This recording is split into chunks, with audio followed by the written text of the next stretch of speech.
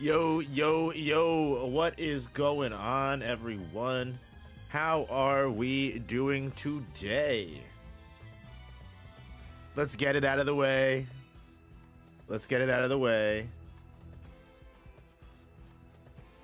I have a haircut. I got a haircut.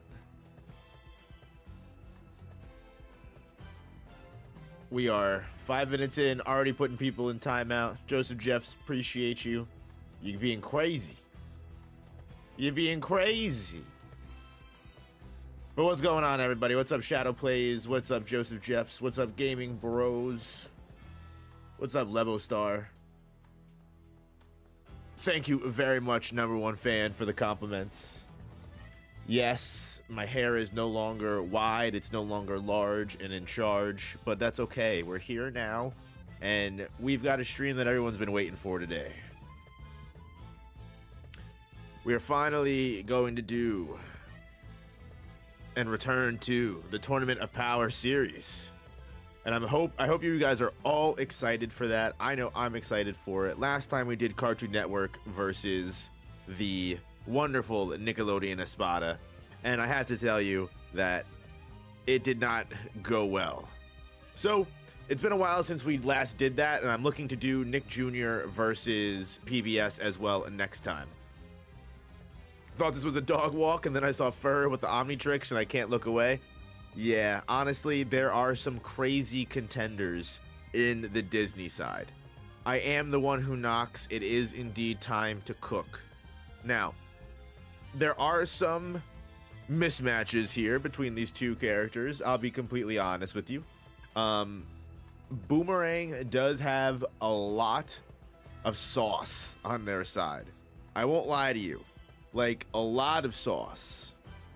But you know what? Disney has their heavy hitters as well. And the cool thing about this is that it all comes down to matchup, right? Like, you could get the best possible character for Boomerang side. Like, let's say they do pull a Bugs Bunny. If that does happen, is Bugs Bunny, yeah. If that does happen and it gets wasted on like a very terrible, like weak character on Disney's side, then that's just one honestly big disadvantage for the Boomerang side. I think there are more characters on the Boomerang side than there are on the Disney side. Yeah, Disney has 9.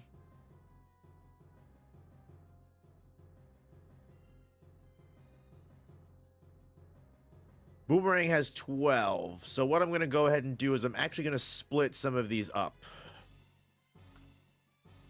So Puka and Garu are able to stand on their own. Dipper and Mabel are able to stand on their own.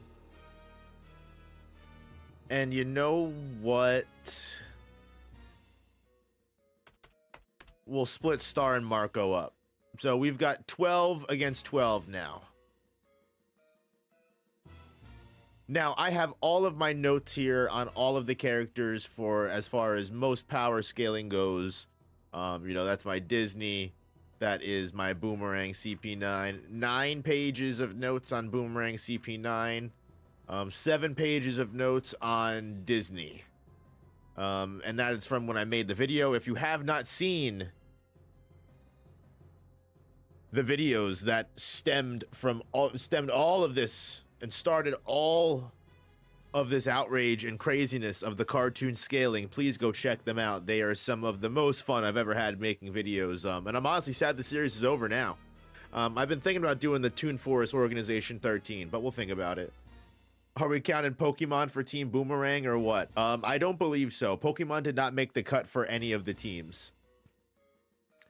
Oh, wait, if someone from the wheel wins, does that mean they aren't capable of participating anymore? Indeed, yes. So even though it's a quote-unquote tournament of power, it will be strictly just tournament round matchups, and whoever has the most wins at the end of this little soiree will be the winner.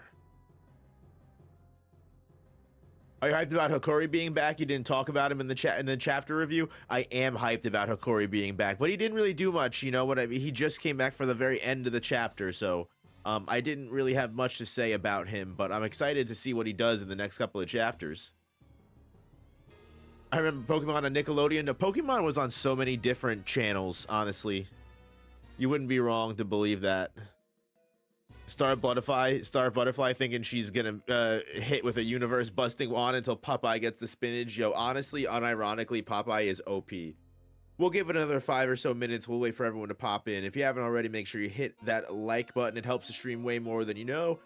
This stream is, by the way, also sponsored by GamerSupps. If you want 10% off your GamerSupps order, go to gamersupps.gg/noop, 10% off. GamerSupps is great stuff. I love GamerSupps. Keeps me up. Helps me put in the work that I need to do. Got awesome nootropics, awesome energy. Gamersupps.gg/noop. Please use code NOOP.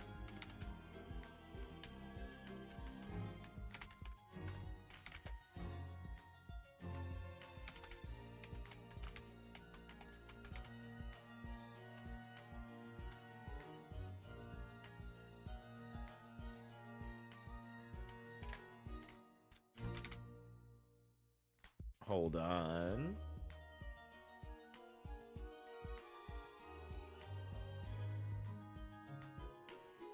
Kind of wish Bill Cipher was on the Disney team. Yeah.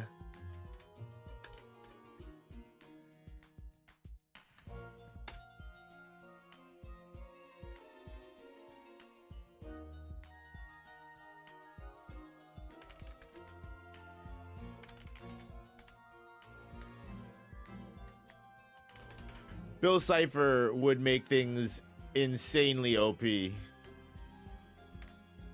But, you know, what are you going to do? Mabel and Dipper are still good enough.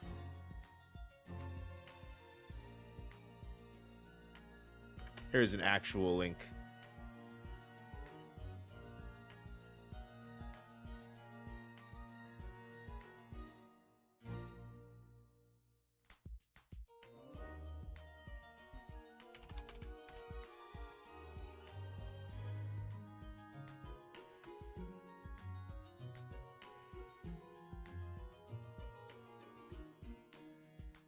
That's what I mean. It all comes down to matchup, honestly. It all comes down to matchup, honestly.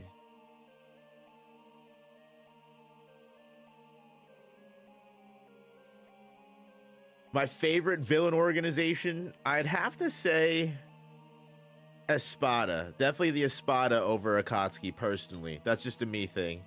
I think I'm a bigger Bleach enjoyer than I am a Naruto enjoyer. And when it comes down to Full Metal Alchemist, Hunter x Hunter, I don't really watch One Piece. And Demon Slayer, I definitely am going to put Bleach and Naruto above them. And Bleach is my more favorite out of the two, without a doubt. Bleach is always going to be my most favorite. But yeah, plenty of notes, plenty of research put into this. I'm going to give every character their fair due. There will be as little bias as possible. I promise. As little bias as possible. That is my MO as always.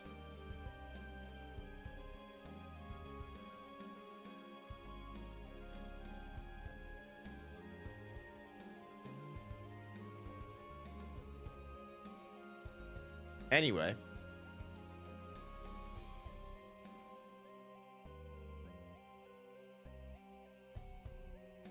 As always, I hope you guys are doing and living your best possible lives. I'm sending you that spirit bomb energy the best I possibly can, whether it's morning, afternoon, or night. We are going to go ahead and get started with the Tournament of Power. So most importantly, thank you all so much for being here and being just amazing, great people.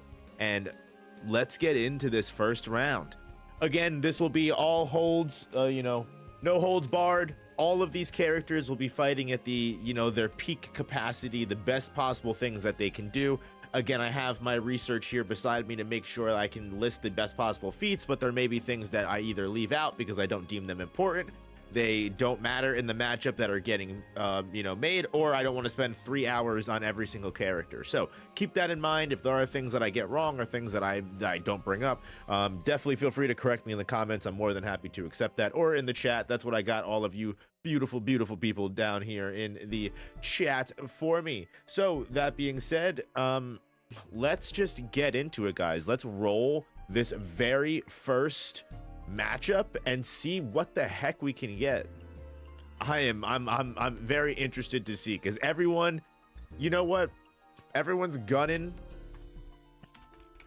for Boomerang, but let's actually see what the numbers look like. Let's put a poll out there just to get a poll out there and see what do we actually believe here. Is it actually gonna stay 100% Boomerang? 7 votes all on Boomerang. Damn. Disney's got no love.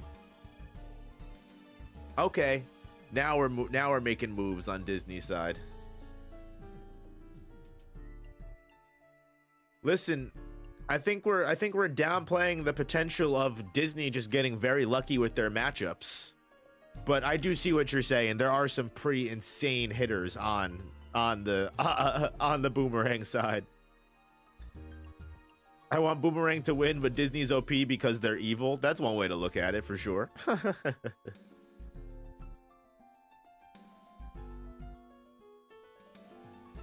All right, we'll check back in. We'll check back in with the poll. Let's roll. Who's going first? All right, so Boomerang is what everybody's thinking is gonna win. So let's just give Boomerang the very first roll here, since everyone's counting on them to see what comes up first. Let's see here. Ooh, big start. Coming in strong with one of their biggest fucking characters from the get-go. We've got Popeye the Sailor Man and holy poop. Whoever Popeye is going up against, I think it's pretty safe to say that they're not winning, right? I think we can just make that very clear. They really don't have much of a chance when it comes to Popeye. And just to give you a brief understanding of why. Now, Popeye is one of the original cartoon characters of all time, like one of the very, very first people. He's also in comics. Therefore, his Toon Force is on a level that is like of a godfather, of one that literally controls the entire universe and multiple dimensions of that universe, more than any other, cartoon character has ever managed to do, besides a select few other people on his own list. He has beaten people from the 7th dimension. He has exited his own universe and defeated his own artist, the person that created him. So he's able to transcend dimensions. He's able to fight on 7-dimensional planes, which putting him on 7D. Everybody that talks about cosmology and is always usually misinterpreting words to put characters on 5D, 6D. Popeye is higher than all of that. Popeye would be able to solo the Disney team. Quite possibly he might be able to. He transcends just basic universe destruction. He's quite literally able to he can shut the moon off, turn the sun on. He can just do literally whatever he wants. Give him spinach and he can do literally whatever he wants. And when the universe is destroyed, Popeye survives. Even if all of the dimensions in a universe is destroyed, Popeye outlives that. He can heal all his wounds with spinach. He can basically, fight and turn his body into a rocket ship to go into space. He is, he's OP. So, unless Disney is bringing their best, and quite honestly, even if they do bring their best, they might not have a chance. So, let's see who is meeting Popeye in this very first matchup. What the hell is Popeye about? It quite literally is just about a sailor who eats spinach and protects his girlfriend from being assaulted, quite literally, from one of the other Navy people. It is quite literally like one of the oldest shows in the world. I remember when I was a little kid, I used to watch it. It is quite an interesting watch into what people used to find entertaining back in the day. But yeah, it's all about spinach. Just a sailor man that eats spinach, and he becomes OP when he eats the spinach. That's literally it. 1929, he's already public domain. Yeah, he was around a long time ago. Dipper Pines. Yeah, big yikes. Big yikes. Absolutely no chance. Grandma had some old VHS types of it, but I've never seen it. It is an interesting watch, to say the least. Definitely an interesting watch. But yeah. What is this matchup? Yeah, it is one of the most insane matchups of all time, and I feel bad for Dipper because Dipper really honestly isn't like that weak in the grand scheme of like things. He's really not. You would think he might be because he's just a kid, but actually Dipper's pretty strong. You know, and the reason why is he's like a big Batman with prep time kind of character. He always has a plan. He's always able to like strategize and create his own way into making a win condition. He's basically an engineer by trade. He's literally able to create interesting experiments and inventions off rip, like the crystal flashlight and stuff like that. He's went hand to hand with hands, like he can fight if he needs to, you know, with throwing fucking fists and kicks. We have seen it. He also completed the Minotaur training. He's able to smash large boulders. However, as many people mentioned before, even Jesse mentioned it, Dipper is no Bill Cipher. If this was Bill Cipher, Bill Cipher I don't think would be able to beat Popeye either, believe it or not, but Bill Cipher is at least a level of power that can cross dimensional boundaries, so he's at least got a chance to win. Whereas Dipper is not reaching that level of dimensional power. You could argue, I know a lot of people like to give Dipper the power scaling of him in the Mindscape, where they were able to actually combat Bill Cipher in the Mindscape. But yeah, other than that, I mean, like, Dipper is just like a very versatile child. And like up against Popeye, it's one punch and done. One punch and done. Does he have access to forged stuff? I mean, he has access to the experiments that, even if I just don't see it does, I don't know. Dipper with prep time, though, is big time, Jesse. Dipper with prep time. You got to give him his prep time. But up against a 7-dimensional, technically 8-dimensional being, like Popeye, who even if you destroyed the entire universe, he would survive and still be able to fight back. I just don't see anything that is in Gravity Falls having a chance. Like I said, I think even Bill Cipher would probably lose to Popeye, believe it or not, even though Bill Cipher is the strongest being in Gravity Falls as far as we know. But that's just a big L. Maybe Mabel can give him some maybe Mabel can avenge her brother, but as of right now, it is Boomerang Boom 1 Disney 0.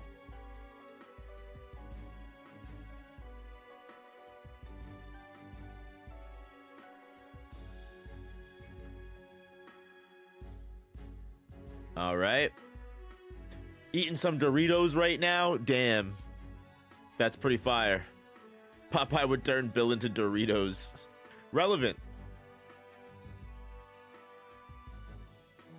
Okay.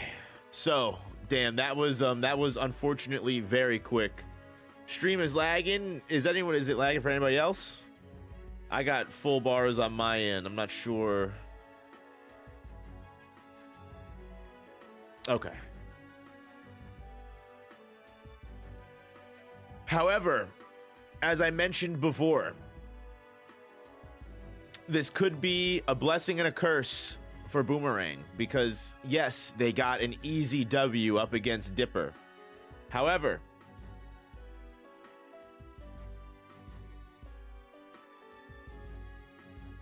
is that going to screw them in the long run when they need a strong character to go up against some of Disney's top tiers? We'll have to wait and see. We'll have to wait and see.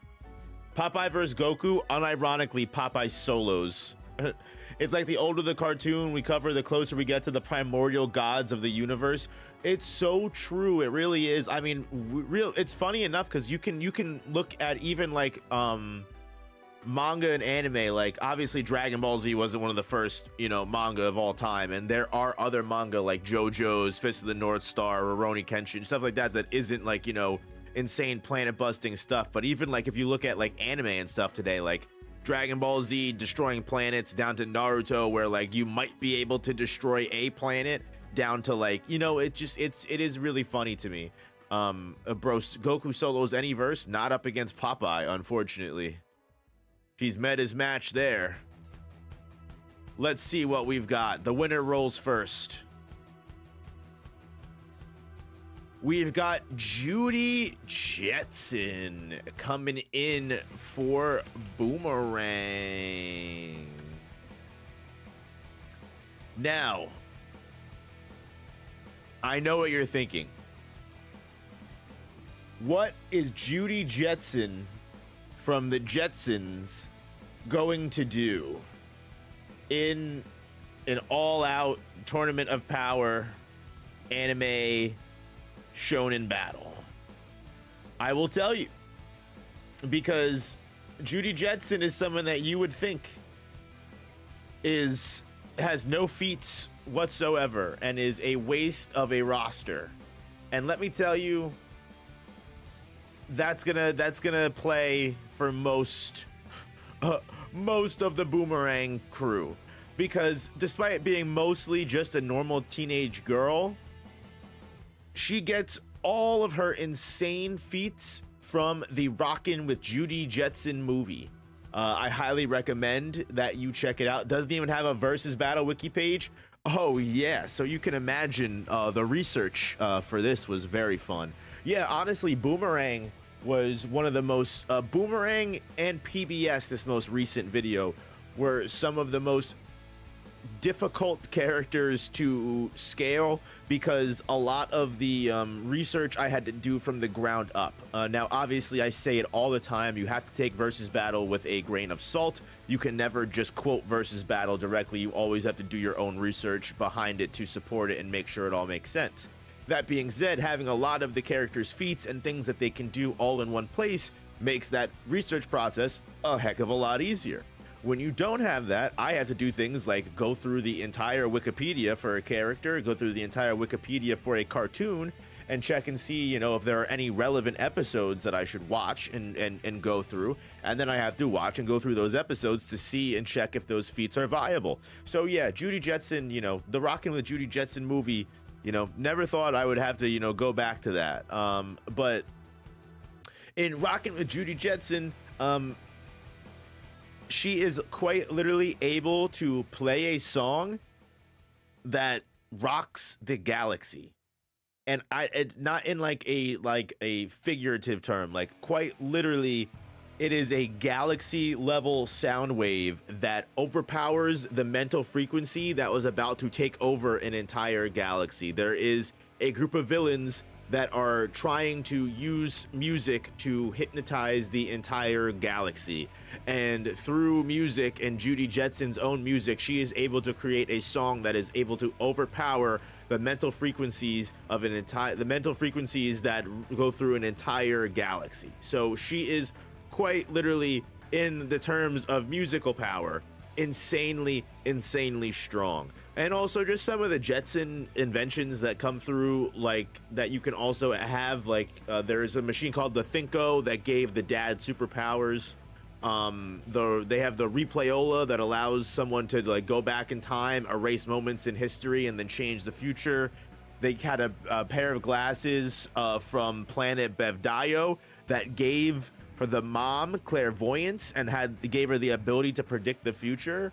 So if you put together and add in this galaxy level sound wave that she can produce on top of all of the little gadgets and gizmos she can add in to make herself more viable in battle,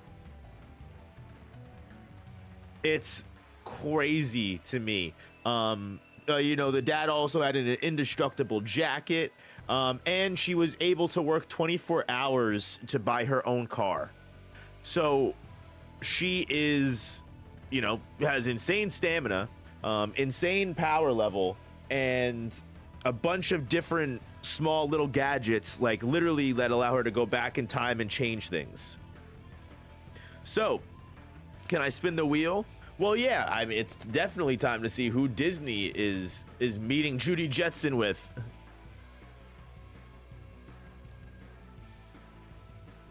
Oh boy, no. Well, that is unfortunate that Disney once again relinquishes one of their powerhouses to just an unstoppable force of nature, which is so funny to say. Zorro versus Judy Jetson. Now, the one thing I will say, obviously Zorro is not galaxy level. You know, he's not coming in and destroying entire galaxies. That being said, Judy Jetson is not a combat type character at all. Like, she may be very fucking strong and able to overpower Zorro with her music.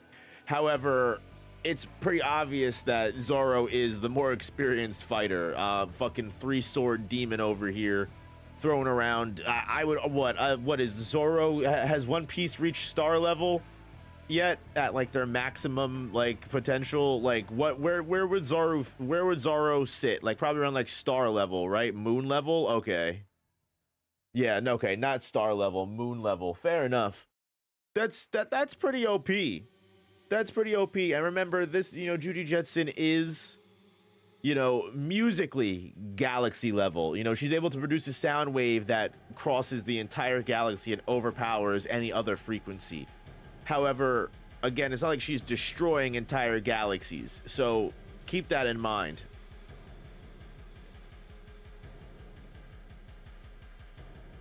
Judy was Pearl before Pearl. That's so funny to me that you say that. So, in a nature of an actual fight itself, you know, unless you want to argue that she's, you know, her sound waves are quite literally just like obliterating Zorro on just she strums her guitar and that sound wave just busts Zorro into atoms and into little pieces. Yeah, a rest in peace eardrums. That's a good point. But does Zorro need hearing to fuck people up? How fast is Judy Jetson? I would imagine not that fast. The big issue is that Judy Jetson can go back in time and erase moments in history and change them to change the future. She can literally, like Yuha-Ba, just go back into, not Yuha-Ba Almighty, because Almighty's different, but she can go back in time and just change the future and be like, oh, actually, that's crazy because your head's off now. I killed you in the past. She also has the thing that makes her indestructible, so it's pretty OP. If she's indestructible and Zorro can't kill her,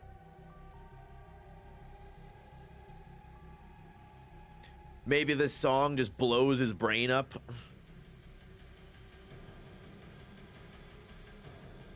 I'll default this to you guys. Let's see what you guys think. I think there's viable options for both characters.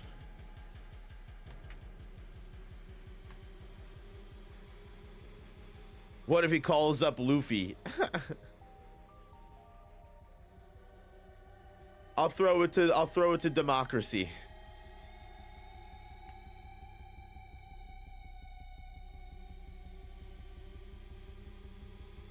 Who's winning? Damn, we're 50-50 right now.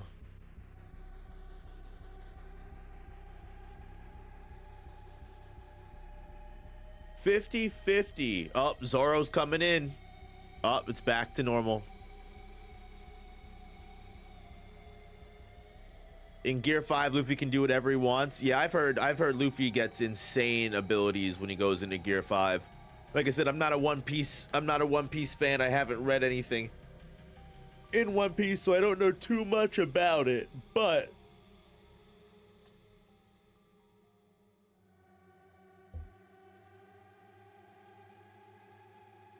bruh, just choose Judy. Listen, I'm putting it to democracy, okay?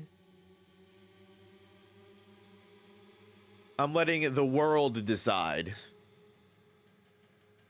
It's not for me to decide. It's for you guys. I'll give it one more minute. Second street strings the guitar. He's dead. Yeah. Giving it one more minute, guys. Get your votes in. Get your votes in. Zoro's speed blitzes. That's a good point. Zoro's probably way faster, too. If she's just basic, you know, speed, like human speed, then Zoro is like, is One Piece faster than Light? If Zoro can clip her before she even, or breaks the guitar before she can even strum the guitar, then that breaks that argument, Plush Trap. Huh.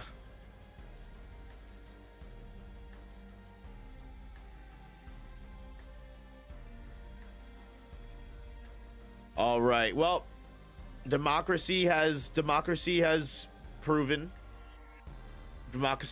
true. And again, if we're giving Zoro the speed advantage here, doesn't take that much speed to string a guitar. It doesn't, but if we're talking, you know, Zoro's low ball relativistic, high ball faster than Light, and Judy Jetson is average human speed, it's gonna be way quicker than strumming a guitar, I promise. Way quicker than strumming a guitar. Like almost insanely quicker. Boomerang got robbed. Listen.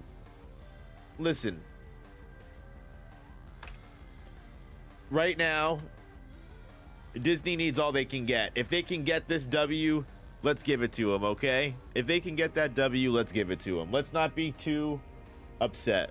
Yeah, he could cut the instrument. Exactly. He cuts the strings to the instrument. Suddenly, Judy Jetson has no fighting power. So, I'm willing to give that one to Disney.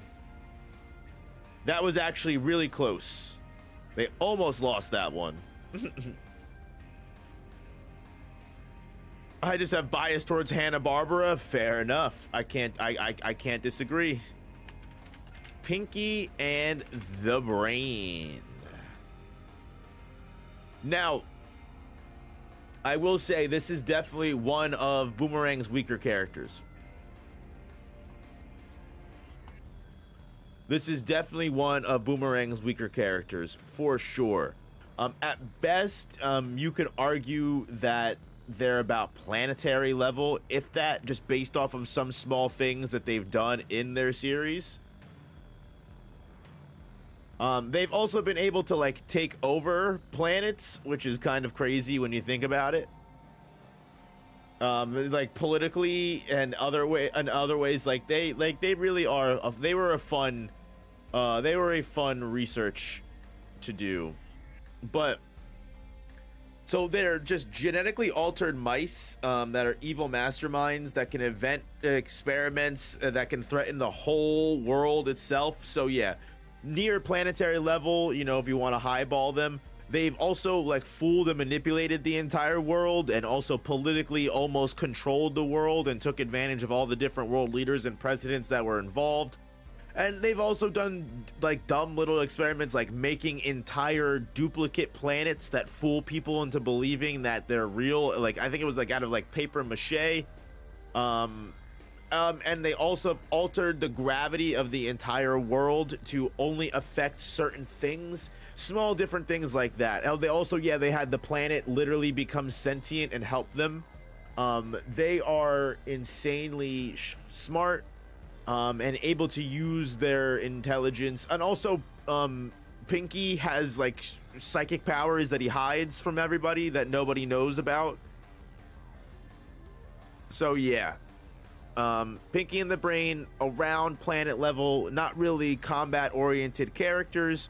So if they get a combat warrior, just like the previous battle, they could potentially lose, but they can also do a lot of crazy shenanigans intelligence wise. So it just comes down to the kind of character and how witty they are. Let's see what Disney brings to the table. Can we give them another win? No. That's a bad matchup, I feel like. Kit Butowski is just not enough. Just not enough. Kit Butowski is a great character, and he should not be underestimated either. You definitely want to give them their due, but there's just no contest. It's a bad matchup. They would fail just based off of Pinky and the Brain would probably override him with their experiments. They'd trick him. They'd trick him.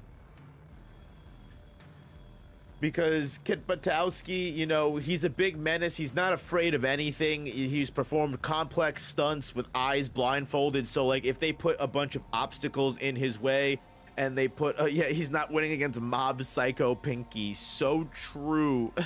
I'm dead, dude. Yeah, it's just like he was able to match the speed of a train and fly himself up into the air. He set fire to a footwalk by, you know, cycling over it, which is at least hypersonic speed. He could survive huge falls that make body-sized craters in the earth, and he was able to do entire months of homework in one night to create a vehicle that could break the sound barrier.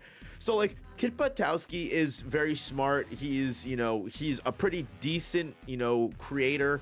He's able to make his own inventions when it comes to building insane stunts and making things fucking insanely, you know, radical. But again, there's a difference between a child who is, you know, a risk taker and willing to build and, you know, focus their intelligence on making cool vehicles, to two genetically altered mice, one Mob Psycho Pinky that is quite literally able to use psychic powers, and two, the Brain, who is able to make much better inventions and creations than Kit Butowski ever could. But can they do anything about his helmet? Well, yeah, they could probably just... They're the type of people that would trap Kit Butowski in a jar or like trap him in a cage for the rest of his life until he died of starvation or something like that. Like, they would just use a big magnet. It literally use his helmet against him, use a big magnet and magnetize him by the helmet, pull him in, and then just keep him on the magnet until he just, you know, croaked. The Brain is sadistic as hell, and again, if bro is making whole ass, you know, paper mache planets that he's willing to dupe the entire world with, or he's willing to manipulate every world leader on the earth to bend to his will and take over the planet, he has much bigger, you know, aspirations and dreams when it comes to his intelligence than Kit Butowski does. So, yeah. What up, King Kamui? How we doing? And the Brain turned Pinky into a kaiju monster once. Very true. So yeah, unfortunately, believe it or not, yeah, Kit Butowski just isn't able to just meet the mark here. He's smart and he's a risk taker, but in this instance, two non-combat oriented characters, Pinky and the Brain, have much bigger pull when it comes down to just what they have done in their series compared to what Kit Butowski has done. So unfortunately, I gotta give that win to Boomerang. This was Disney's chance to come in against Pinky and the Brain. They needed someone stronger. They needed someone better than that. They can't be losing battles like this, especially when you still got Bugs, Tom and Jerry, Ultra Instinct Shaggy. It's, yeah, that wasn't a good round. You hate to see it. You really do hate to see it. Disney needs to come up with some more wins here. So that being said, let's give him a mercy round. Let's give him the first spin here. Let's give him the first spin on this one. Who's Disney Dot coming up to the plate? Jake Long. Not a strong contender. Not too strong of a contender by any means. However, not the worst contender either. It could go, it could have been worse. It could have been worse. Maybe with Jake Long stepping up, they might get lucky when it comes to Boomerang's choices here. Kind of funny how so many of these cartoon villain groups, you have the lower ranks who are only relevant due to the anime power boost, and then the ones who barely notice it. So true, Frog. It's definitely like you have some characters that you don't even have to give any kind of sauce for. Like they're just OP in their own merit, in their own existence. And then some characters you kind of gotta, you know, give them a little bit of extra push. Like especially in the PBS Moons video, I really had to, you know, pull some strings to make some of these characters even worth talking about. But let's see.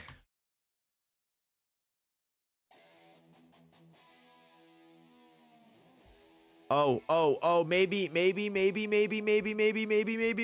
No, that was their chance. Oh, not good luck of the draw at all for Disney. That's just terrible. They could have had Fred Flintstone, which actually probably would have lost against Jake Long. But unfortunately, Boomerang is bringing to the fray Woody the Woodpecker. And now, just to give you an idea of these two characters here, because again, I don't think Jake Long is weak by any means. Jake Long is strong. He can transform it into an entire dragon or just individual parts of himself into claws or wings, which gives him, you know, of course, increased stats, but most importantly, heightened senses like hearing and or eyesight. He can see through smoke. He can see in darkness. Stuff like his fire that was generated is able to destroy entire buildings, take down entire structures, even when he just sneezes. He's vaporized entire pillars of water before.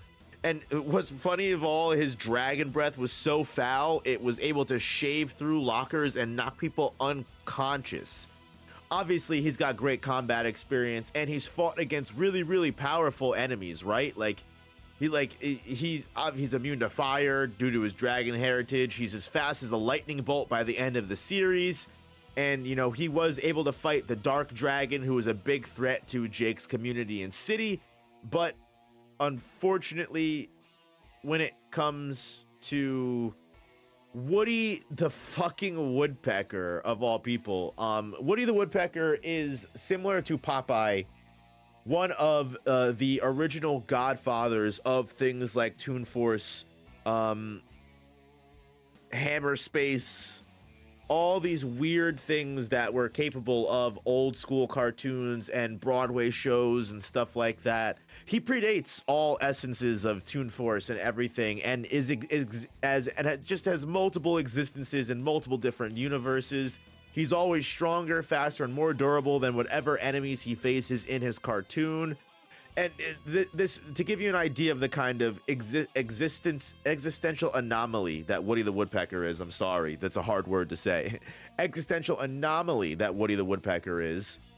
The man has interacted with his past self and not caused a problem in the space-time continuum. Like, that was normal. He is an omnipresent being in all times, spaces, universes, dimensions. He is everywhere, everything, all at once. One of those kind of, you know, universal characters. He has interfered with people's actual inner thought processes. He's manipulated people's dreams, manipulated people's shadows. He is quite literally immortal. He had a bullet break his head and did nothing. He opened his chest cavity with no effect to his status. He's been crushed into a ball. Flattened, he survived being frozen all winter and lived months without any kind of food or sustenance.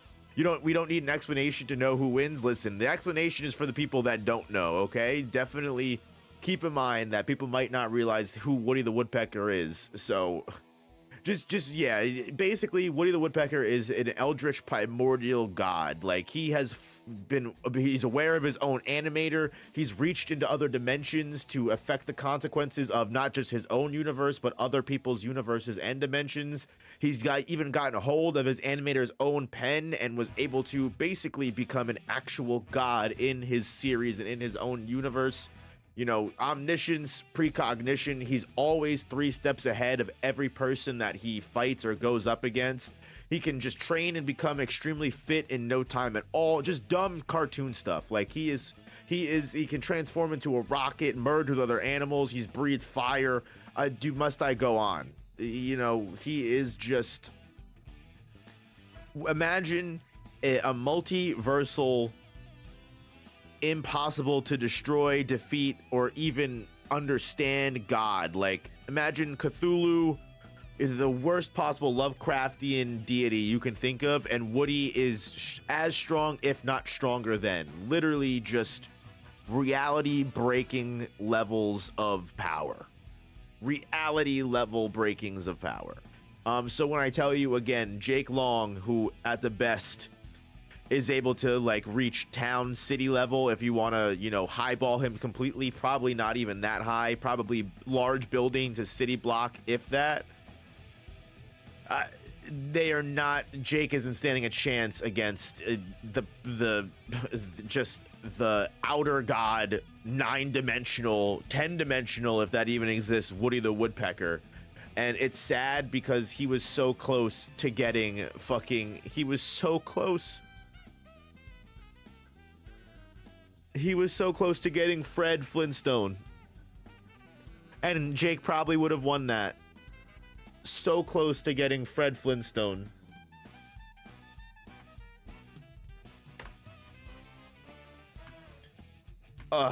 You hate to see it. That was just purely awful fucking matchup. Wouldn't be surprised if Woody used Long as a whole jump rope. Yo, literally, like, that's the kind of nonsense we're dealing with. Like, if you think of Bugs, like, everyone is like pumped for Bugs Bunny in this Tournament of Power because Bugs is quite literally just as similar to Woody, just an existential anomaly that can even defeat their own creator. Yeah, it's unreal the level of power some of these old school cartoons actually had. It's kind of scary to think about.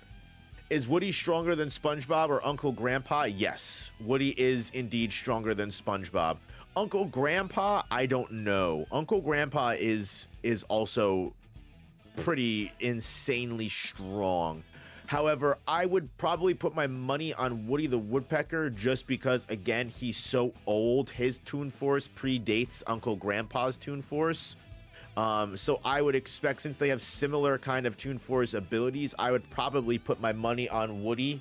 What about Alien X? Oh yeah, probably stronger than Alien X, but I might be wrong about that. Isn't Woody the Woodpecker like Azathoth, the blind idiot god who all of reality exists in their dreams? Woody the Woodpecker is very close, if not more so. The one thing I will say is I was corrected 9 times out of 10. Apparently, Azathoth is not the one that exists, whose reality exists in all the dreams in the Lovecraft universe. Apparently, that is non-canon Lovecraft work, so I might be wrong. But yeah, Azathoth, very similar. Definitely outer god level, like outer god Lovecraftian level for sure. All right, we tried to give Disney a win here, but they just didn't stand a chance.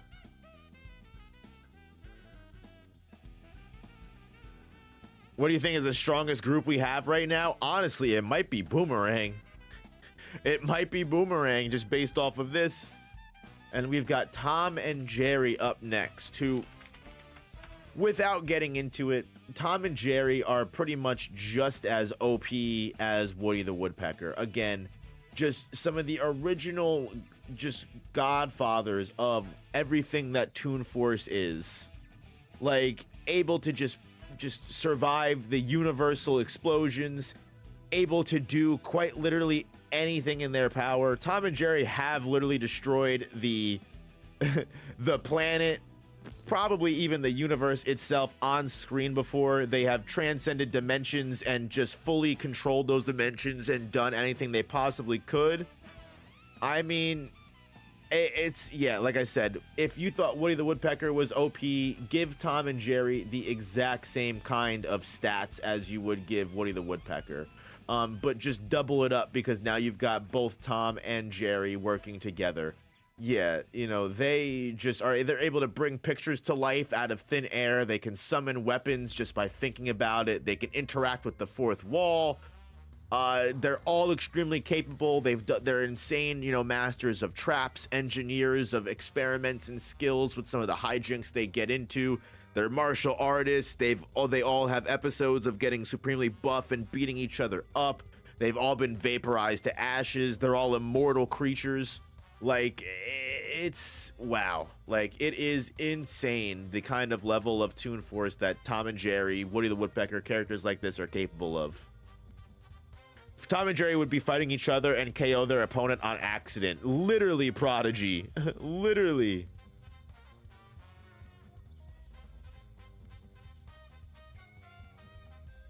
Count Popeye as a tier above even most Toon Forces because the likes of Bugs have been proven vulnerable to the Pencil Torments cartoon character gag. Yeah, Popeye definitely beats up their creator, but Bugs and Woody the Woodpecker have also threatened their creator as well. But I do agree with you that Popeye has beaten that said gag as well. Bugs' biggest only enemy, honestly, is his creator, the animator. I remember the time they literally became constellations, bro. I'm telling you, it's unreal what Tom and Jerry can do. Disney needs Phineas and Ferb here. They need Phineas and Ferb, who is their heaviest hitter. And I don't even know if Phineas and Ferb will be able to win.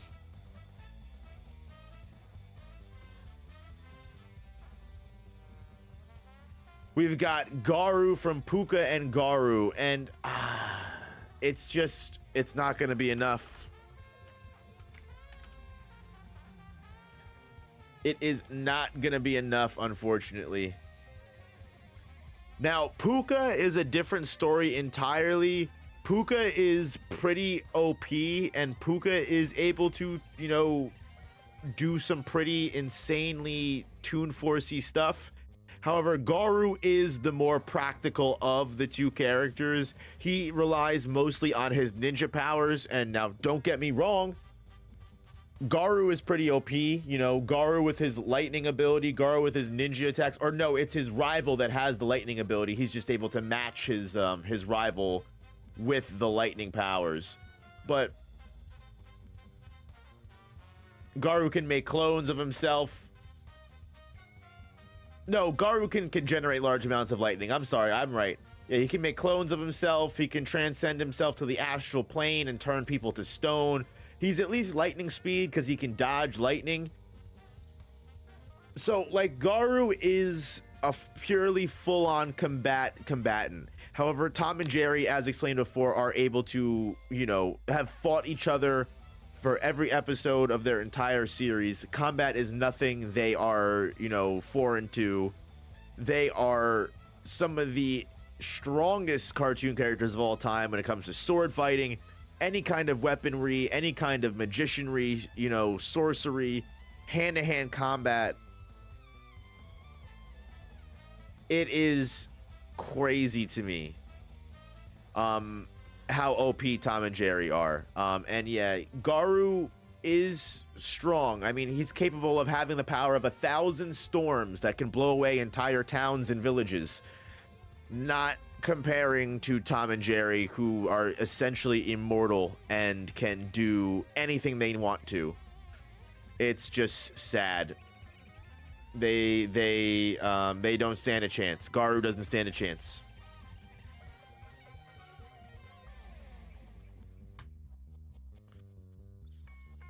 I've seen all 150 episodes of Tom and Jerry. Don't remember any episode that goes past city level. I mean, I can go through some of the examples here, honestly, but I mean, They have the big movie where they're racing across the entire planet, and literally as they're racing across the planet, they are destroying entire continents and countries as they're doing it, right?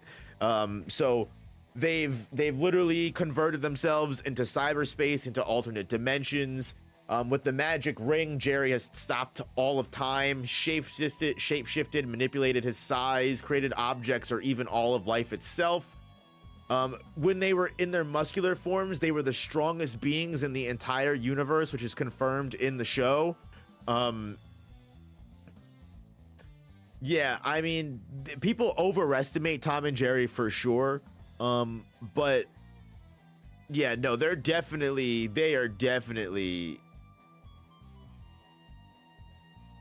So, Sanji, why are you being mean to Cheesy?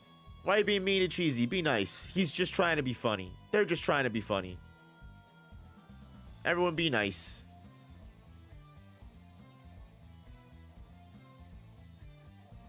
So the best feats are in the movies and reboots? Pretty much. Yeah. I mean, the Race Across the World movie is where most of the feats genuinely come from, because they literally destroyed the entire world. If there's only 4 weak Boomerang characters, but if it lands on Mabel, they do have a chance. That's, you know, listen, let's hope for the best here, because we lost again. So we need a Disney W. Let's spin it for him. Come on.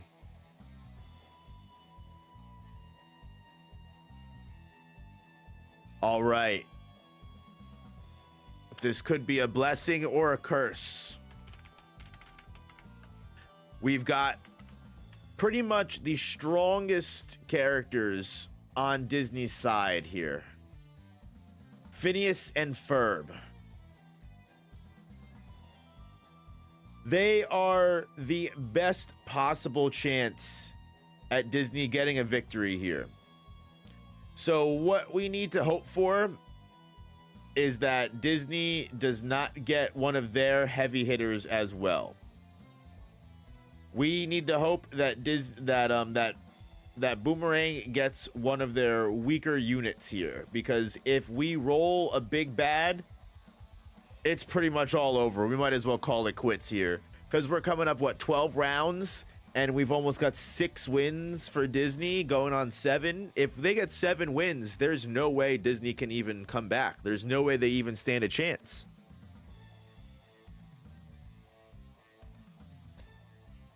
But just to give you an idea of how strong Phineas and Ferb are and why they are pretty much the most powerful characters in Disney's arsenal, is they have great amounts of Toon Force, but they also have Broadway Force, which is essentially just being able to manipulate their sets and the world around them as if it was a Broadway set. They can change locations. You can turn around, turn back around, and then all of a sudden, instead of being, you know, Phineas and Ferb's backyard, it's a humongous beach dimension. You know, they make pocket dimensions. They're aware of the fourth wall and can even survive reality warping effects inside the pocket dimensions. They've built time travel experiments before. When actually putting his effort into things, Phineas was able to create a robot that was able to build a force field large enough to surround the entire galaxy and protect it from harm. And sure, it was only fun. He only did it for fun. He didn't do it to protect the galaxy, but it came in handy when it came time to protect the galaxy. So you could give Phineas and Ferb, based off the ability of Ferb and Phineas being able to build an invention that protected the galaxy, you could argue that they could also build an invention that might be able to threaten, or at the very least threaten, an entire planet.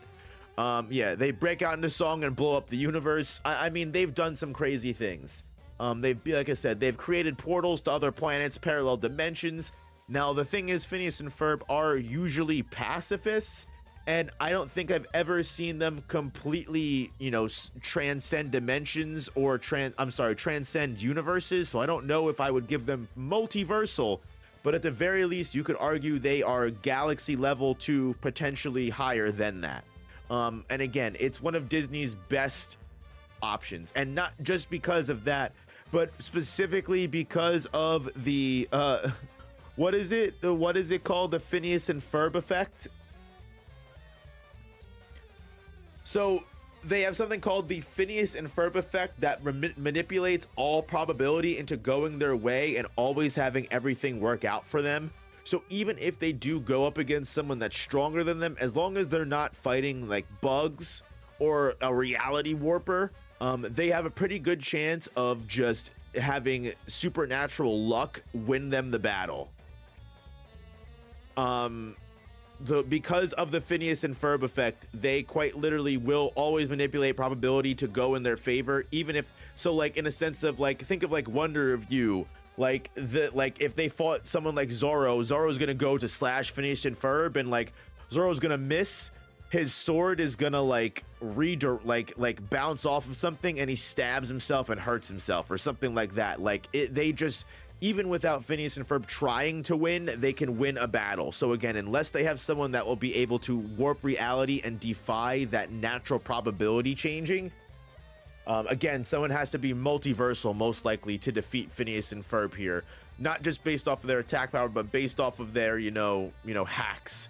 So unless it's either Pink Panther or Bugs, they have a pretty good chance of scoring Disney a win.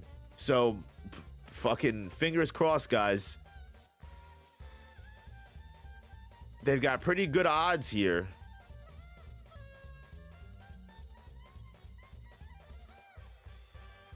Okay, so this is a tough one. This is a tough one, but I think Phineas and Ferb might have this.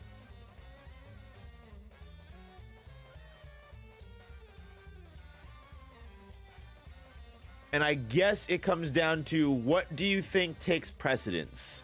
Ultra Instinct or the supernatural probability? Because obviously Ultra Instinct Shaggy is, you know, ridiculously OP. And I shouldn't have to stress that. It should be obvious with Shaggy having Ultra Instinct that he is basically coming in at Universal Plus stats, being massively faster than Light, all of that crazy stuff. You know, Ultra Instinct is able to surpass the powers of the gods of destruction that are able to destroy their entire universes. So without a doubt, Shaggy is able to destroy is able to at the very least rival or defeat the gods of destruction themselves. You know, he's also, you know, very popular and very well known in the combat community for fighting the ancient warrior known as the Black Samurai, who was able to shake the heavens and earth in battle.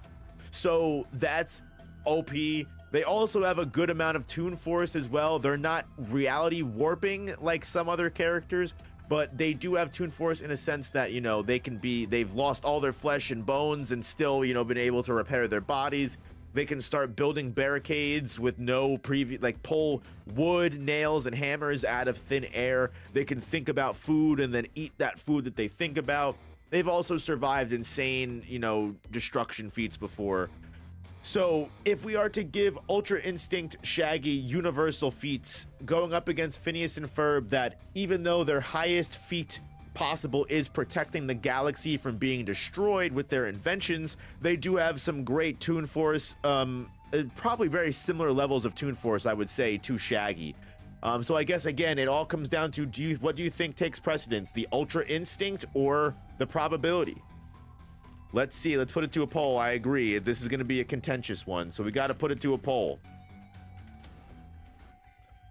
I'm curious what you guys think, and I'm curious about your guys' thoughts, because this is probably the closest matchup that they were ever going to get, which is sad because you were really hoping that they would be able to get a W here. I was really hoping that they'd be able to get a W here. Let's see what democracy says. Right now, Shaggy's coming in hot.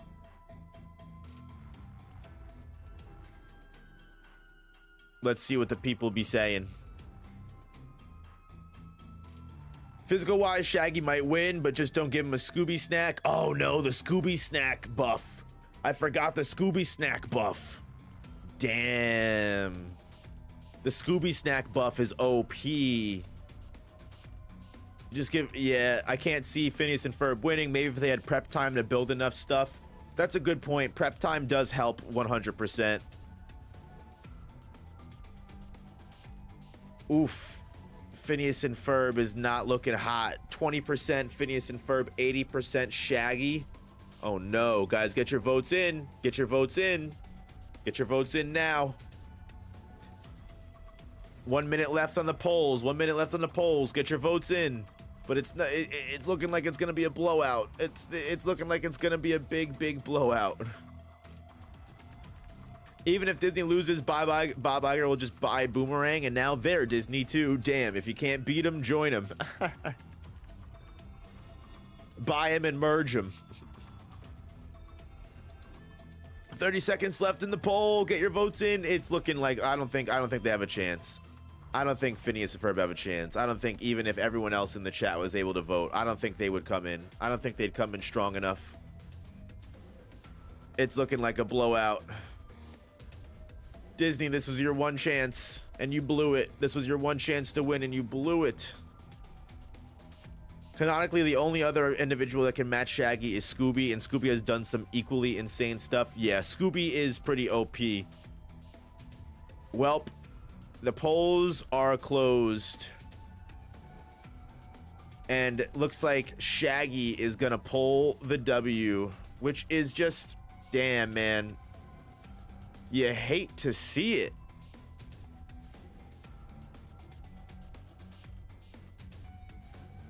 Yeah, Scrappy Doo puppy power did come in handy. I don't think Phineas and Ferb are surviving the spirit bomb. Honestly, everyone else should be happy that the CP9 buff is significantly lower than some of the other anime groups, so the likes of Fred Flintstone is still manageable. Yeah, that's a really good point. Although Fred Flintstone was, funnily enough, was fun to find out that apparently Fred Flintstone quite literally has a DC comic of their thing, the Bedrock Wars, and he was a soldier in the Bedrock Wars, and that has quite literally killed men before. So even without, you know, the CP9 buff, Fred Flintstone does have some lore behind it, which is so funny to think about. And you got the Great Gazoo. Yep. Definitely gotta have that involved as well. But sheesh. You were really hoping that that they would have been able to get a good matchup here, but they just weren't able to do it. They weren't able to make it happen. That's gonna be another victory for Boomerang on one of Disney's heaviest hitters. You hate to see them lose. If they lose 2 more, the tournament is over, and they can't come back. They cannot come back. That's scary. Scary thing is, this isn't even Boomerang's most optimized group. I know, right? And Bugs is still on the wheel. And Bugs is still on the wheel. Very quickly, y'all. I just want to give a shout out to the sponsor of today's stream. Very quickly, if I could have 30 seconds of your time, just know that I love and appreciate every single one of you guys. If you love a good energy supplement, if you're a gamer, if you're not a gamer, listen, I've got insane ADHD myself, and as if you're an ADHDer as well, you know medication is tough to come by. Now, one thing that really helps me stay focused is things like nootropics, things like caffeine, all that good stuff. And Gamer Subs is some of the best mixture of both of those worlds, because you've got caffeine, you've got nootropics that help keep you focused, and you've got a bunch of awesome vitamins and everything like that that also not only help your brain and your body, just keep you nice, you know, good and healthy and fun. You know, it's a bunch of good stuff all packed into it. I highly recommend it, and this isn't just like a sponsor that, you know, they paid me because whatever. I genuinely do use Gamer Supps all of the time. I've even got a limited edition Gamer Supps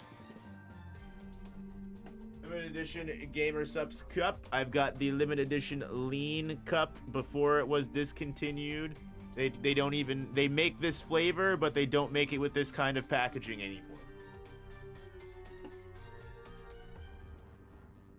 So that's how you know I'm an original fan. So please use the link in the description. Also link in the pinned comment, pinned message for the chat as well. gamersupps.gg/noop. Use the code when you make your order as well for 10% off. I believe if you want to even try Gamer Supps, if you use the code, they'll even be willing to give you some free samples. So yeah, try it out. Even if you've never tried Gamer Supps, I highly recommend it. You get some really fun stuff. You'll get some awesome energy that will carry you through your day. If you're feeling a little low, you throw the scoop in there, you drink it, and a little bit of water, and it's just beautiful. They got some awesome flavors, really fun artwork and design. And yeah, quite literally, even if you don't want to support the channel, even if you hate me, just go try Gamer Supps because they make some great stuff. And that's, again, not I would have told you that, and if you've been here long enough, you would know I would tell you that even before we partnered together. So thank you, Gamer Supps, for sponsoring. Appreciate you. Go click the link in the pinned message or the description. Get your 10% off. Or go ahead, try your free samples. And yeah, love you, appreciate you, thank you. Every little bit goes to supporting the channel. So if that also helps, just know that it's all helping the channel. So thank you very much, Gamer Supps. But back to the video, back to the stream. Thank you all so much for allowing me that little shill. Let's spin this wheel. Who's Boomerang coming in hot with? As we were just talking about him too. Looks like we're gonna be able to see him in action.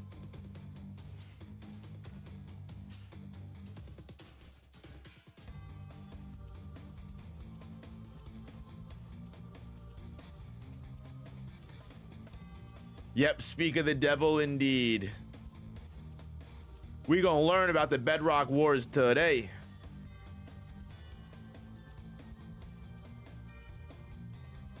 We gonna learn about those Bedrock Wars today. Well, if you don't give him the Gazoo, he's mostly just a war vet with CP9's powers, pretty much. So this might be Disney's chance for a win. This might be their one and only chance for a victory here. Up against Marco from Star versus the Forces of Evil.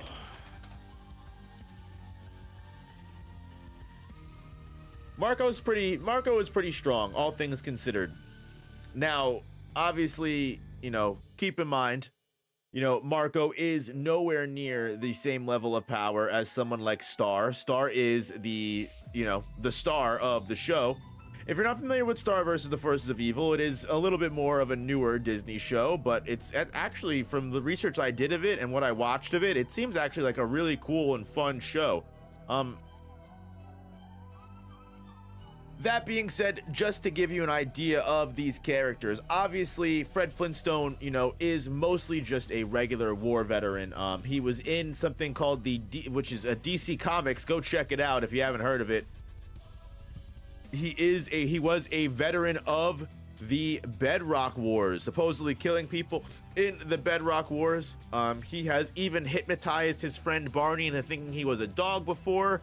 Is, you know, fluent in battling with clubs and has shown mastery in using rock pistols and rifles. You know, he has the leg strength to drag an entire large stone vehicle across town.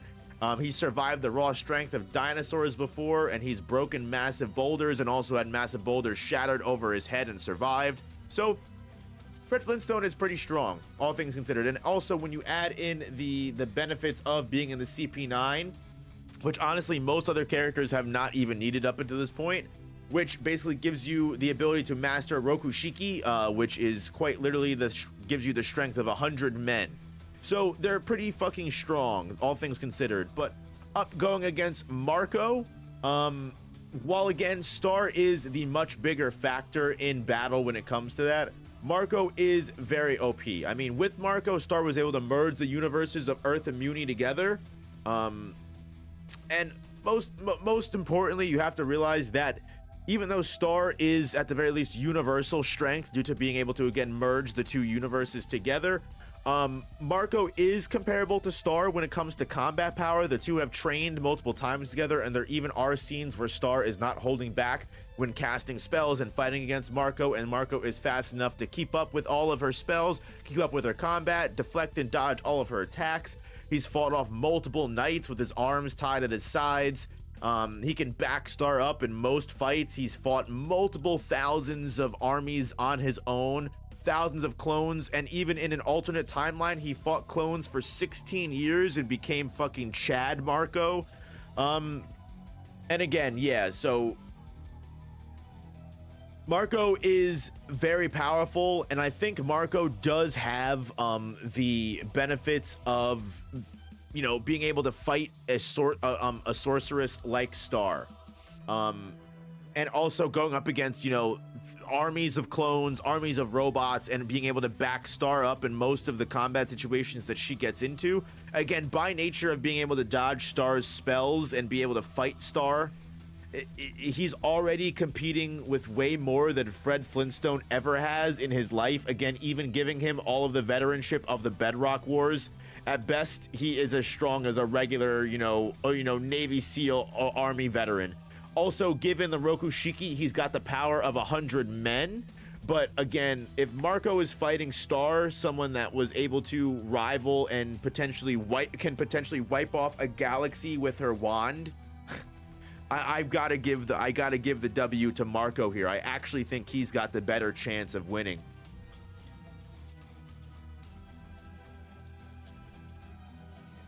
Like, again, if we are to say that Marco can compete with Star, Star is quite literally able to freeze all of time and space with her magic.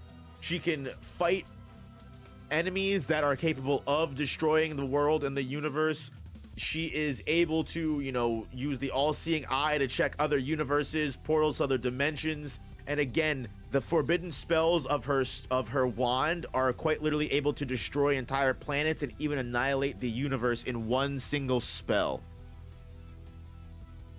So again, even though Marco is not reaching this level of power, as he himself does not have the magical abilities, Marco has used Star's wand before. So if he needed to use Star's wand, he can. Although even without Star's wand, I think Marco's got to have the higher, power, potential here. You're talking about a fucking, supernatural martial artist that has fought armies of clones and robots going up against, a combat veteran that at the very least has the power of 100 men. Who do I think is the strongest character of all the teams? Probably like Bugs Bunny or Popeye or one of those people. Like one of those top tier God of Toon Forces are going to be the best. Like I said, if Star's team was going against any other group than Boomerang, she'd be one of the fighters to watch. True. Yeah, even Star could put up a good fight depending on who she goes up against, but we're getting closer and closer to only having, some top dogs. But also at the same time, there's some stinkers. You got Muttley, you got Top Cat,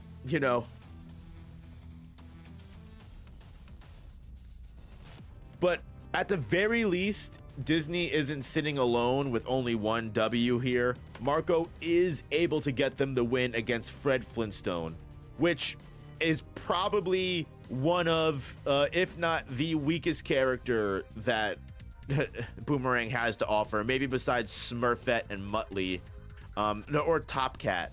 But yeah, I mean, hopefully they would be able to get the win on someone like Fred. Again, these are the matchups that we needed to come earlier on in this earlier on in the tournament. Because right now, again, Disney is not looking good. 2 more losses and they're done for good. But let's get right to it. Disney won, so we can give them the first spin.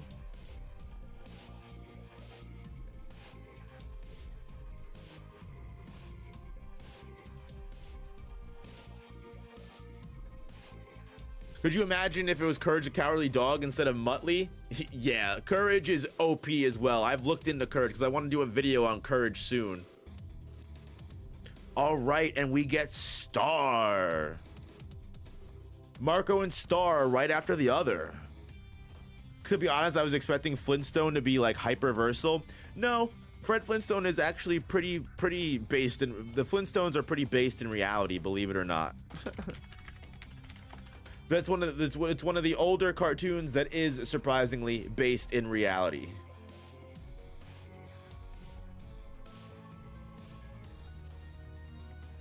Gotta find a good picture of Star here.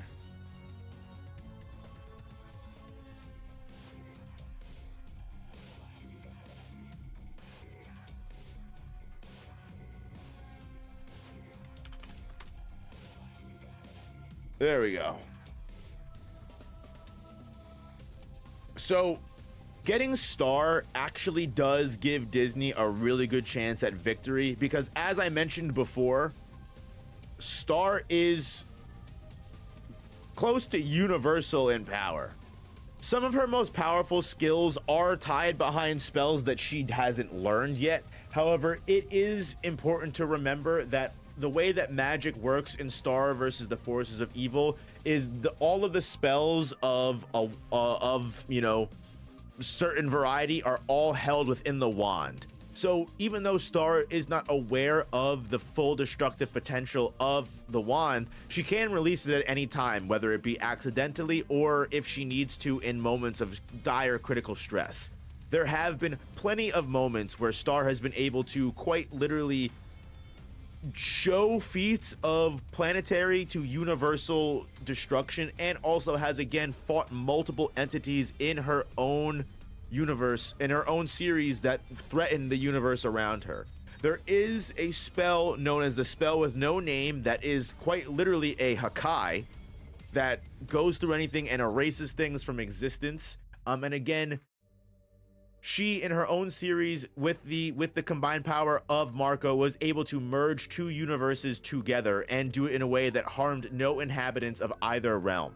Again, she can freeze time, she can erase people's memories, you know, cast spells that make you eat your own foot. She was fast enough to dodge lightning bolts. And she's a very strategic and very smart person. She shows, she pretends to be very dim-witted and airheaded, but she's actually a very capable and very powerful sorceress. Yeah, she is one of the most OP people that Disney has at their disposal. One of the strongest people. So keep in mind here, realistically, the only people that are coming out of against Star with a victory are Bugs or Pink Panther. Smurfette, Top Cat, and Muttley are Disney's best hope of scoring a win here. Yikes. Well, cooked. Everything that I said, throw it out the window. It doesn't matter. Everything that I just said for Star, none of that matters. None of it matters. It's done. That's that. It's over for her. Unfortunately, she doesn't stand a singular chance against Bugs Bunny, the destroyer of worlds. Similar to Tom and Jerry, Woody the Woodpecker before, Bugs Bunny is a multi-dimensional, multi-universal threat, to the point that Bugs has literally been able to throw hands and compete against his own animator itself. And to give you an idea of the kind of insane reality bending powers that Bugs is capable of, not only is Bugs Bunny one of the smartest characters in fiction that's able to adapt to pretty much any situation entirely with not just his Toon Force, but just stay on top of people. He's never been able to be hunted by Elmer Fudd. He's never been taken advantage of. Even again, he's able to fight against his own animator. He was able to create illusions of spots in people's perceptions, like green and red spots that completely clouded their vision and made Elmer go insane.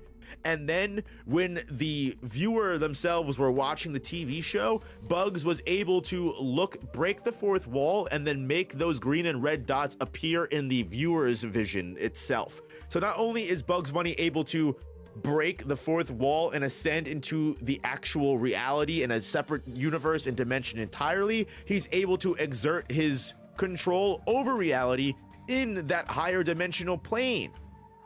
He's cloned himself, split himself into smaller, equally powerful clones. He learned magic by reading a book and mastered it completely overnight and was able to best a master wizard again in a single night of learning.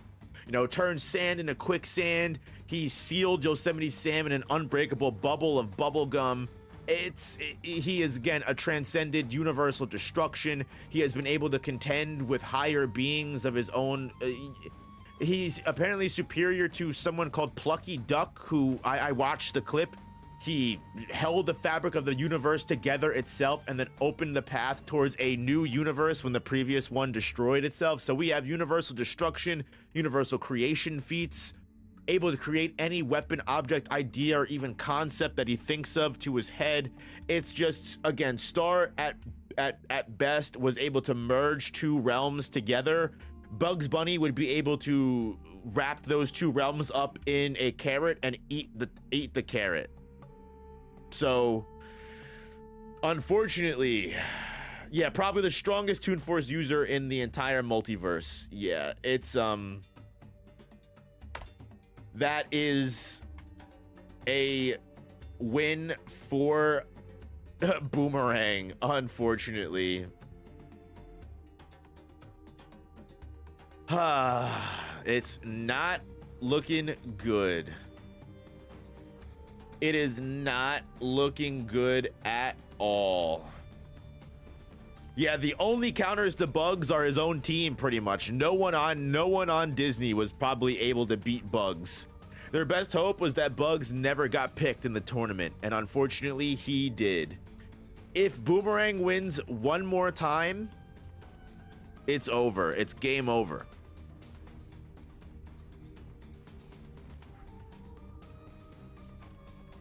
However, keep in mind, we've got Smurfette, Top Cat, and Muttley.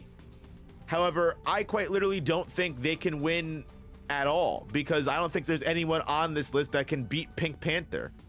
Maybe Puka. Puka, if the matchup isn't Pink Panther versus Puka, if Pink Panther goes up against anyone besides Puka, it's game over. So let's roll it. Boomerang won, so let's see. Can I make a Bugs versus Popeye video? I might have to if that's what the people want. All right, we've got Muttley. Muttley the frickin' dog. So Muttley is also one of the weaker characters on the Disney list. I'm sorry, on the Boomerang list. However, Muttley is still able to threaten entire countries, maybe even threaten the entire planet when it comes to using Dick Dastardly's experiments. Muttley himself is not the mastermind. Muttley is just pretty much just a dumb, loyal dog that follows whatever his owner, Dick Dastardly, wants to do. Dick Dastardly is the one that creates the experiments. Dick Dastardly is the one that creates all of the plans and strategizes everything. So keep that in mind. Muttley is at best using all of the weapons and creations that Dick Dastardly makes for him. But again, Muttley is not the brains of the situation. He's mostly just an evil lackey. So despite the fact that he has Toon Force and survived multiple massive explosions that made canyons, you know, military airstrikes that obliterate entire large structures, besides the fact that the Mean Machine can destroy other cars, which is the vehicle that Muttley uses, you know, can destroy other cars. It has weapons, guns, cannons, and things that it can fire missiles with, travel over air, land, and sea. And it can dig to the center of the earth and breathe fire like a dragon. You know, Dick has also engaged with a genie to teleport and create mirages of mountains. And he's also used Merlin's Book of Magic to shoot beams of magic that can transform people into animals. So Muttley does have some fun things that Muttley can do, but at best, Muttley is, again, able to create giant canyons with explosives. So maybe island level, city level at best. And that's also, again, with no wit or any kind of intelligence or any kind of, you know, mental power. So if he gets someone that is combat oriented, they'll probably lose the battle. No, it's over. It's game over. They just lost. It's over. They just wasted Puka on fucking Muttley. That's the tournament, guys. That is the tournament, unfortunately. Disney has no chance of winning, without a doubt. No one is going to be able to... Solo, you need to take a break. I appreciate the enthusiasm, but take a chill pill. Thank you. I appreciate that. Ouch, a pity reroll? No, reality is cold. Reality is cold-hearted. And unfortunately,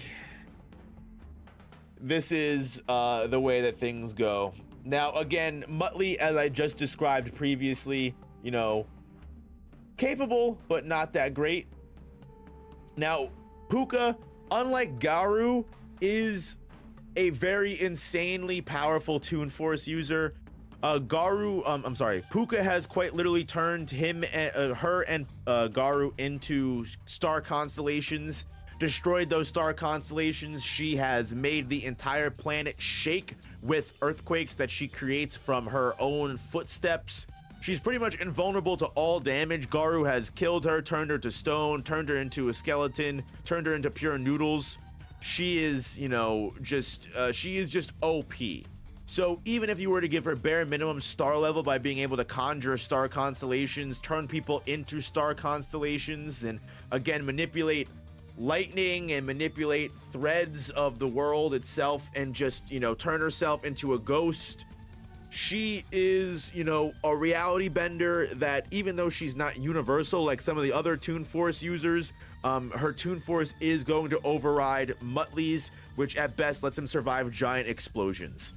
Again, you know, Puka can, you know, shake the world and also, you know, manipulate stars in the galaxy. Again, Muttley at best can make canyons with explosions.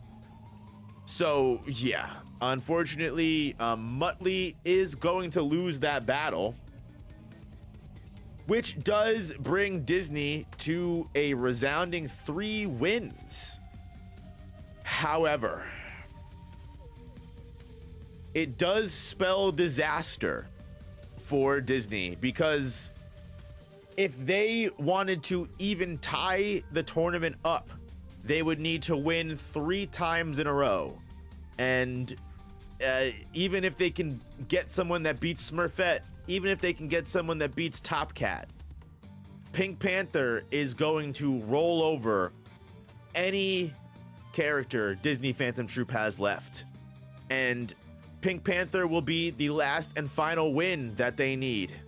So realistically, we can spin this wheel and carry on, but once we get Pink Panther, which it looks like we just got, the tournament is over.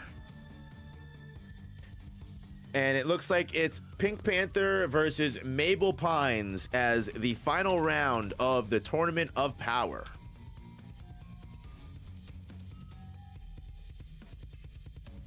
And as per usual, I will, of course, be explaining just a basic overview of every character and what they're capable of, despite the fact that it's pretty obvious that Pink Panther wins, because not everyone knows who the Pink Panther is.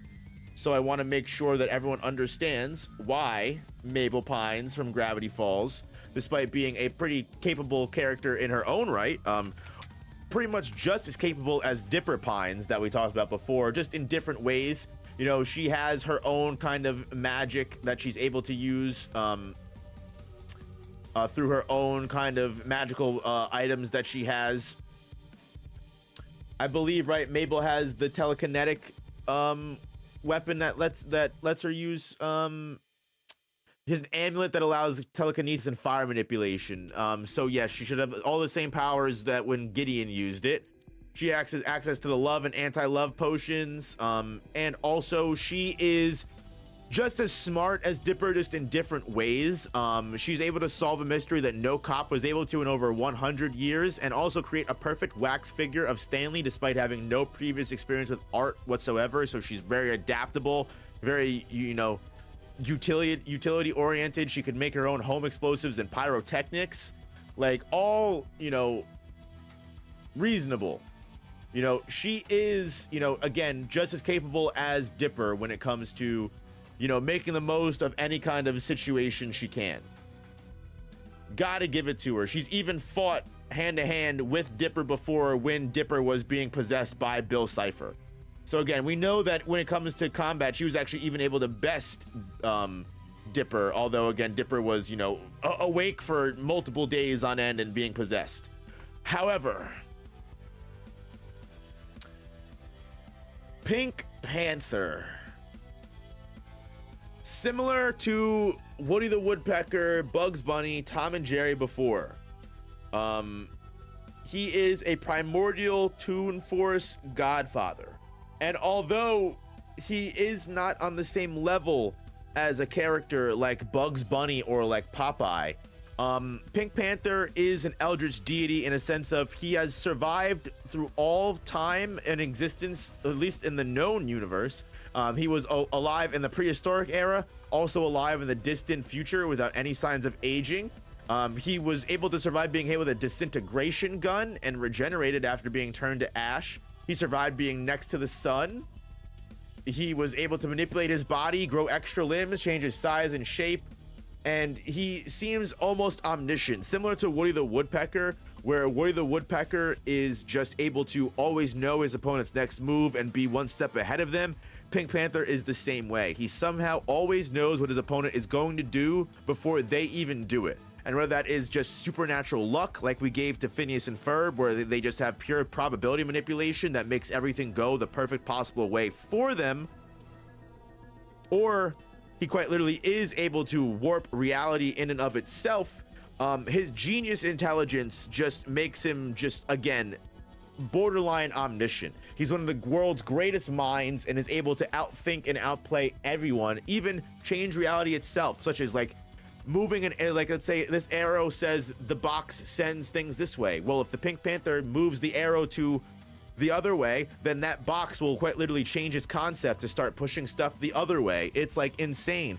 Same with Woody the Woodpecker. He has literally interrupted people's thought processes and in their inner dreams and manipulated their internal dialogues. Like, he's erased people from existence.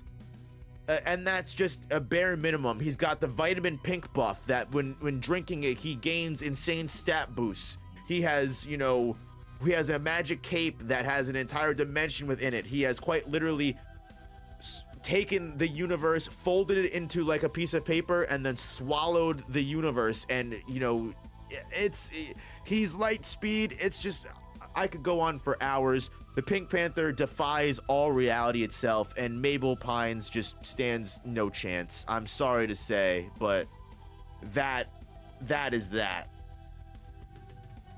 That is that. And Disney gets the final win that secures them the W in this tournament of power. Unfortunately, Top Cat and Smurfette and Randy Cunningham and Kim Possible are not going to participate in the actual tournament of power. The battle is already won in Boomerang's name, but let's see what the matchups would have been if we carried on.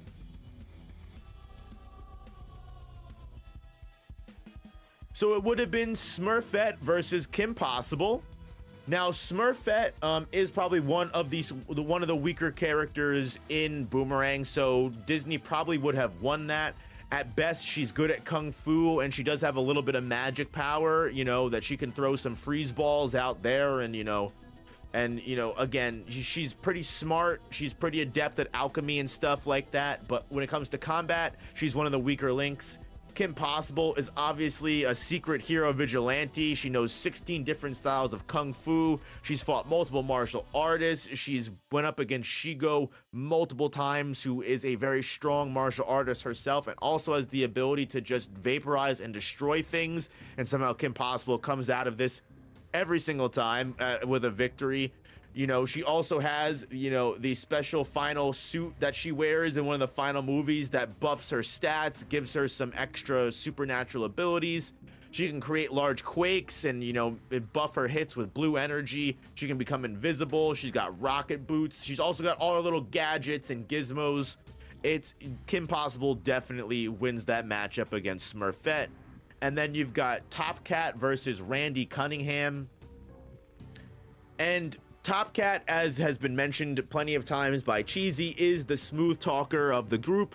He's not really well known for doing anything Toon Force related, fight related, or like battle related, but he is, again, the negotiator, the smooth talker. You know, he leads a team of delinquents and criminals to get rich quick, and, you know, runs multiple schemes, and he never gets caught by his local police officer. You know, Top Cat is definitely like a small-time gang leader for the Boomerang CP9. He's, again, probably one of the weakest characters in the CP9, and would most likely lose going up against Randy Cunningham, who is, you know, your friendly neighborhood ninja. He's in 9th grade, but after receiving the ninja mask, he's got strong fight abilities. He's a trained ninja. He's got some sick swords, weapons, and abilities. He also has, like, small little ninja powers.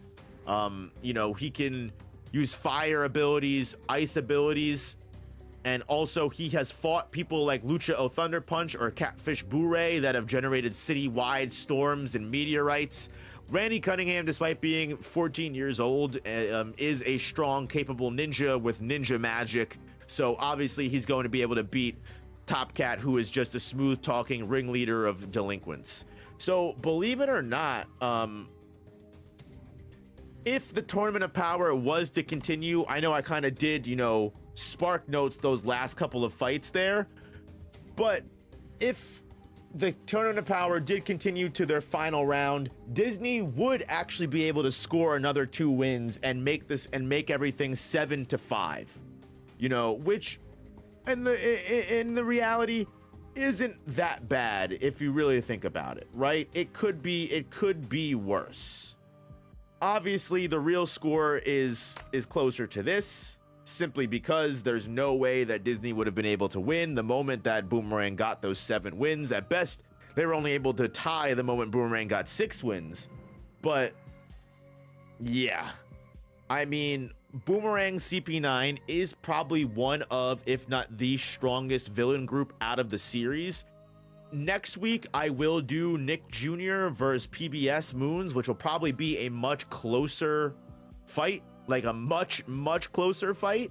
And then what I'll do is I'll take the 3 winners from that, and then I'll do a losers bracket with the last 3 losers, and we'll see who wins out of those last 3, and then we'll have a semi-final round between Cartoon Network, the Cartoon Network Boomerang, and the winner of the next stream and the loser bracket, or we'll mix it up maybe. But yeah, those will hopefully be closer matchups as we get to the semi-final rounds of the Tournament of Power. But yeah, guys, that is Disney Phantom Troop versus Boomerang CP9, and without a doubt, Boomerang CP9 is the victor. I had a feeling, unfortunately, that was going to be the case. It is a little bit tipped in their favor wholeheartedly, but that's okay. That's okay. All the teams did their best, and that's not to say that Disney Phantom Troop is a weak team either. They are very capable and powerful. It's just Boomerang again might be one of the strongest, you know, teams that exist from this series. Just throw Bugs in for the Thug Finals. I don't, it's definitely Akatsuki that's strongest. You would think that, but something tells me that Boomerang is gonna give Akatsuki a run for their money. Cartoon Network Akatsuki is pretty strong, don't get me wrong, but oof. Boomerang CP9's got some heavy hitters. Heavy hitters.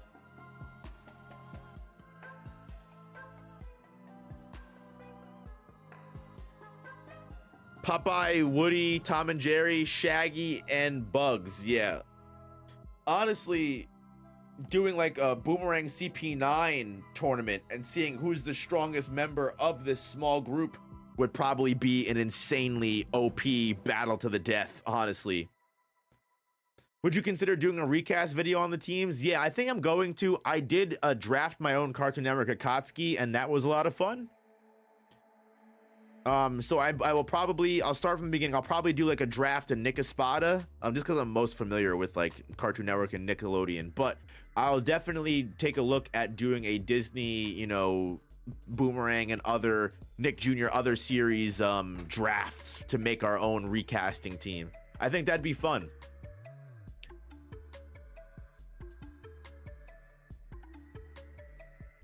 But other than that, guys, that's really all there is to it. So the teams are more optimized. Basically, we would just take a look at the entire cast for the entire channel. So like we did for Cartoon Network, if you go to the playlist of this series, I drafted our own Cartoon Network Akatsuki. And basically what we did is we just took a big list of every single Cartoon Network character and made our own list of characters. So I'll probably do that for all of the teams as well, because there are definitely some other heavy hitters and cool characters that you guys always bring up to me that would be great replacements or other great additions to the teams. But of course, Darren, only did a couple of characters, which is fine. All love to Darren Z. Darren Z is the man. You can find all of his links in the description as well. But guys, I'm probably going to call it. This was a very fun stream. It was really crazy to see the kind of wins that Disney would get, and also I think honestly Disney just got shafted on the rolls here. Honestly, if they had some better matchups, they might have come out with a little bit more wins. But yeah, Boomerang had way more heavy hitters. It wasn't very optimized by any means. It was a little tipped in their favor, but you know what? It is what it is. Sometimes that's life. But anyway, y'all, I sincerely appreciate every single one of you guys hanging out with me during the stream. It's always fun to see what you guys think and say, and I genuinely hope you enjoy it. Again, if you want to try Gamer Subs or you love Gamer Subs, go to the link in the pinned message, go to the link in the description, or use my code NOOP to get 10% off your Gamer Subs. Go check it out, guys. Great product. Absolutely love Gamer Subs. Thank you so much to them for sponsoring the video. And yeah, guys, if you want to support the channel, that's the best way to do it. And another great way to do it would be to, if you haven't already, hit the like button on the stream. Liking the stream helps the channel way more than you know. It tells YouTube that not only do you like this content, but other people that enjoy the content that you watch also like the content. So maybe some new people can find the Jogo Gang community and be part of the friendship, the Jogo Gang. Guys, I love you all so much. Everyone have a great rest of your night, day, afternoon, whatever time it is. Just know I'm sending you that spirit bomb energy. If you don't think anybody is in your corner, just know I am in your corner, and I will see you guys, or at least I'll see the members on Wednesday night for another Tokyo Ghoul read through. Wednesday night members only streams, don't forget. And then I'll see you guys on Friday night for the Fun Friday, for Friday night hangouts. I think I'm gonna play some Destroy All Humans fun little old school game that I think we can have a fun stream with. Or maybe I'll change my mind. We'll see. But yeah, we'll do Nick Jr. Homunculus versus PBS Moons next Monday, next week, to finish the Tournament of Power preliminaries. And maybe we'll do a, Nick Espada draft and then get to the Boomerang draft and stuff like that. But again, guys, sending love you all. Like that stream if you haven't already. Subscribe as well, of course, and I'll see you all on Wednesday or Friday. Peace.